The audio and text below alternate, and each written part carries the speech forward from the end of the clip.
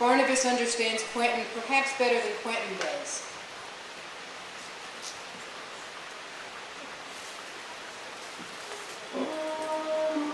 That man, Reverend Pratt, he was my savior? But you don't believe it. I didn't say that. Cousin Barnabas, do give me some credit. Who do you think saved me? Well, I'm sure Judith. I know what she would say. I want to know your explanation of my sudden, miraculous return to life. How did she sew that for? I'm sorry? How did she sew You dabble in Oh, did she? art. How much?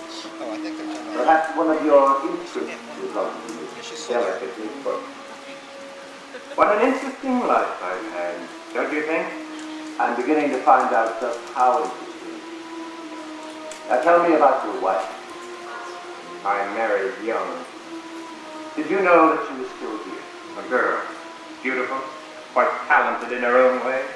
A girl of unknown origin, as Edward so succinctly put it. Did you drive her mad? Why this constant curiosity about my life? If I wanted you to know everything about me, I would make you a friend.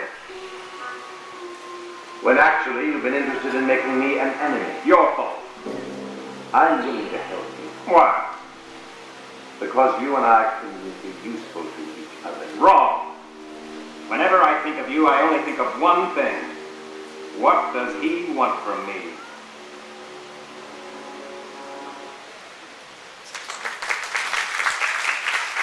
Episode 980, The Bloodlust in Full Sway.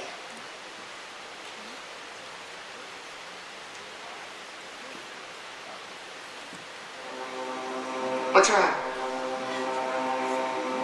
You better go to Cowan and Elizabeth. Starting again.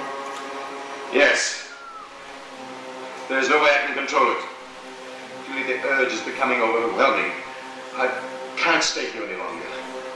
Where can you go until dawn, Barnabas? The room in the east wing. Maybe there's an answer there. Maybe there's an escape. Barnabas! Barnabas, wait! Wait!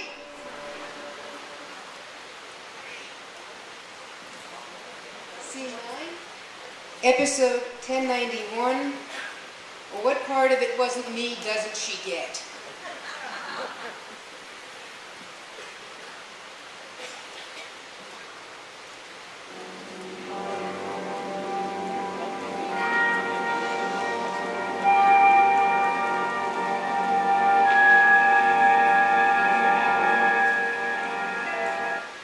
What is it, Julia? You know very well what it is. Something to the children. Barnabas, why did you do it? We have been trying so desperately to save Hallie and David from Gerard, and now to do this to Maggie. What are you saying? Barnabas, you cannot get away with it. You cannot possibly. Can't get away with what? Julia, tell me. What's happened to Maggie? You know as well as I do, Barnabas. You cannot possibly get away with your attack on her tonight.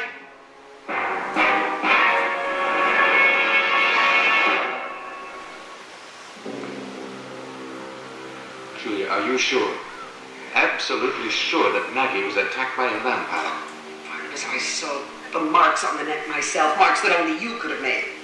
Julia, I swear that I... Barnabas, stop it.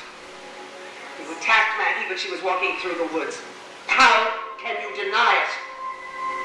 I can deny it, Julia, because I didn't do it. What you've done is terrible enough, Barnabas. To lie to me, the one person you can trust. Julia, the sun will be up soon. I must convince you. I tell you that I never lied to you. I would have believed that, Barnabas, but it's so incredible. I know that, Julia. There must be someone else who has the same curse as I do. Someone nearby. Who could it possibly be? In all these years we would have heard. Maggie was with Sebastian tonight. He hasn't been here long. I have seen Sebastian during the day, Barnabas. Oh, Barnabas, I want so much to believe you. I must go now. Julia, I beg of you to believe me. Now go to Maggie and stay with her. There's no point in questioning her as long as she's under the spell of her lover. But she may let something slip to give us some hope. Now go to Maggie. She needs you. I will see you tonight. And I will find out whoever has done this.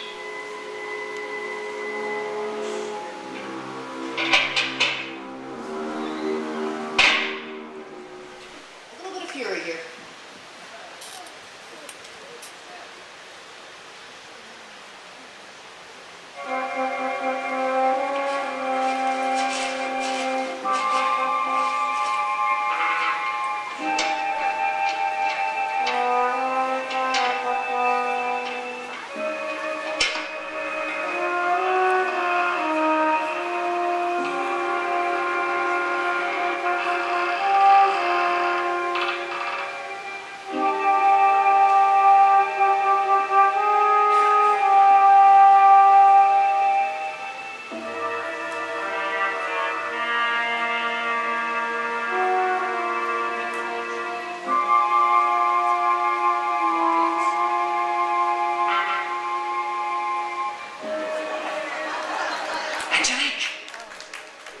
Gypsy, what are you doing here?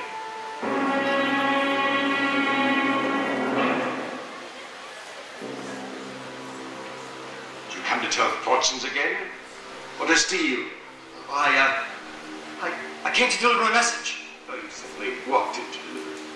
I was looking for someone, a servant. A man like a house like this must have servants. Who is the message for?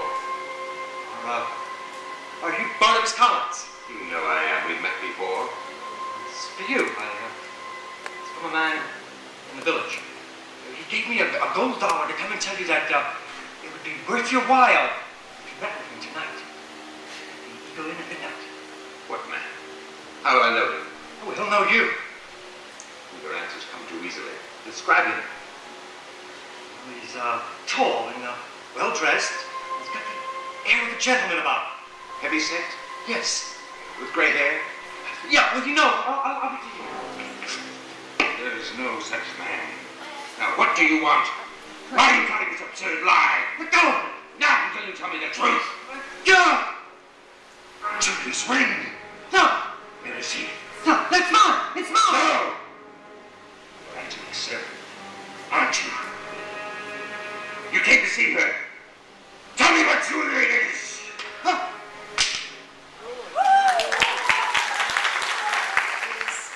Episode 1245. Okay, this one isn't Barnabas, but there wasn't much romance for Jonathan in this series, for real, so here's just a taste of it.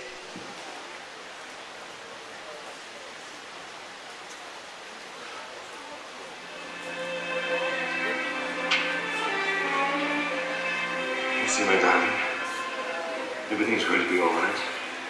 Wait. Even though I know I'm responsible for Morgan's death, and for all the unhappiness because I married him, do you know how I feel when I look at Flora and at Julia? My darling. I feel guilty when you call me that. But you are my darling. Yes. You always will be. Yes, Brother. We will leave here within the week. You will forget everything that ever happened. No, I can never forget it. I remember now that I must follow my heart, my head. I'll never make that mistake again. Never forget that you will always have my love. All that I will remember. I'm going to make you happy, Catherine. I promise.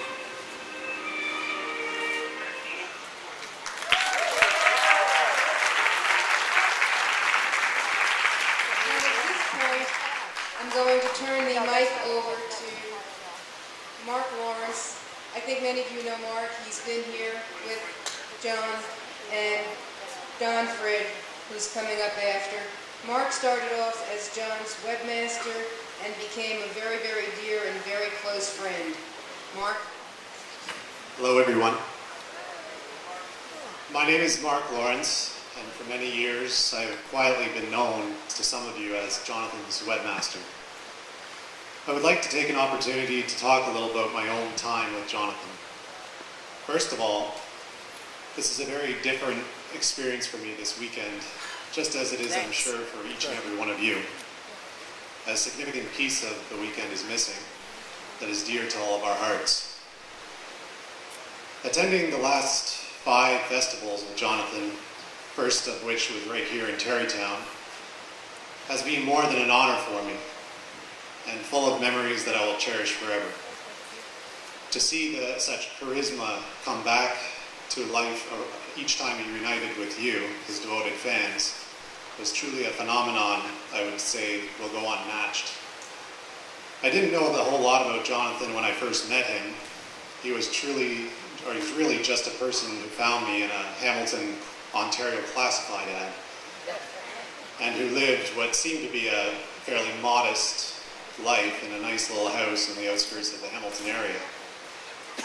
I was never really a follower of the stars to begin with, but even after realizing this was no ordinary man, I tried not to push the fact that I had seen him on the internet, or had a friend or cousin whose mother or father were huge fans. Always the familiar line, I would run home from school to watch him every day on TV. When you hear that for the first time, it would make anyone wonder a bit. But over time, I did my best to keep quiet about it and let him do the telling. And eventually, he told all. He was a great storyteller, maybe the best. And this, I think, was what made him happiest doing.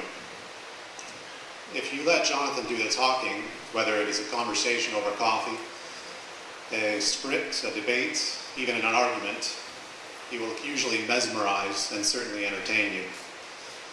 You could not help but fall for a personality such as his. It was the charm of Jonathan. Just to listen to him speak never grew old. What he had to say was never a bore. It became a challenge to match his wit and sarcasm. The past 7 years of helping Jonathan continue to work at what he was happiest doing, to adapt to changes in his later years, to keep the eventful life he loved still as easy as possible, and most of all to earn his trust and friendship, will always hold a special place in my heart. I think you will agree that someone like him will never be matched, a very rare and special person, and like all of you, I will miss him dearly. I hope you will enjoy some footage that we've put together here of Jonathan doing what he loved most. I believe it showcases a different side of him, a more behind-the-scenes look at a day in the life of Jonathan from the comfort of his very own home. Ladies and gentlemen, Jonathan Frid.